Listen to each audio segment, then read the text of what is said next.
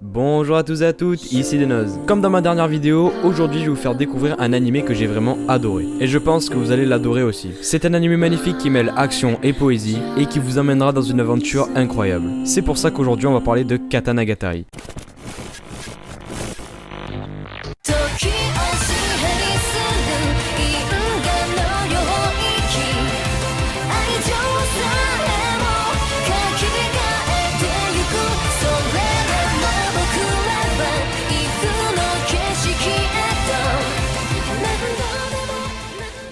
Mais alors de quoi parle ce Katanagatari? Déjà, sachez qu'il n'a aucun rapport avec les animés Bakemonogatari, Kizumonogatari, Nissemonogatari, etc. C'est une série à part entière. L'histoire de cet animé se déroule dans un passé fictif du Japon, où Shikizaki Kiki, un forgeron, aurait créé 1000 katanas qu'il aurait dispersés dans ce pays. Mais parmi ces katanas, seulement 12 détiendraient un pouvoir immense. C'est donc dans le but de les réunir que Togame, l'un des personnages principaux, qui a d'ailleurs été trahi de multiples fois par le passé, va aller à la rencontre de Yasuri Shichika, car il semblerait que ce jeune homme soit le seul à ne pas pouvoir être corrompu par le pouvoir des katanas. En plus de ça, Shichika maîtrise le Kyoto-ryu, un style de combat n'utilisant ni épée ni katana. Et c'est ainsi que ces deux personnages, Shichika et Togame, vont partir en quête des 12 katanas légendaires du forgeron Shikizaki Kiki. Bon alors contrairement à d'habitude, je vais commencer par le point négatif de l'anime. Au début, c'est très lent. Mais surtout, ne lâchez pas l'anime. Je vous promets qu'il y a une énorme évolution. Et c'est tout simplement l'aventure la plus magnifique que je n'ai jamais vue dans un anime.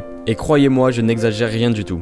Cet animé peut facilement se trouver dans mon top 5 de mes animés préférés. Après le fait que l'aventure soit tout simplement incroyable, on pourrait également noter que l'animé est magnifique. Alors c'est sûr que le style des persos n'est pas commun, mais personnellement je trouve ça très beau et ça donne une identité à l'animé. Katanagatari est également un animé qui est très coloré et très détaillé. Vous avez des combats très bien animés, des personnages plus originaux les uns que les autres, mais le meilleur dans cet animé, c'est le dénouement final. La fin m'a fait ressentir beaucoup d'émotions et franchement lorsqu'on commence cet animé on ne s'attend pas à ce que la fin soit aussi intense et c'est pour ça que je l'ai vraiment adoré. Encore une fois, ne lâchez rien au début de l'animé puisque Katanagatari est un animé sous-estimé et qui est assez peu connu malheureusement, alors que justement ce dernier est tout simplement ouf. Son histoire au niveau des katanas est passionnante et on a l'impression d'être plongé dans une véritable légende. En plus de tous les points positifs que je vous ai cités, il y a un dernier que je n'ai pas évoqué et ce sont les musiques. Les deux openings de l'animé sont très bons, il y a 12 endings indifférents pour chaque épisode et je ne vous parle pas de la qualité des OST qui est tout simplement incroyable. En bref, retenez que vous devez voir cet animé, vous allez vraiment l'adorer. Même s'il est un peu lent dans le premier épisode, c'est un condensé de poésie,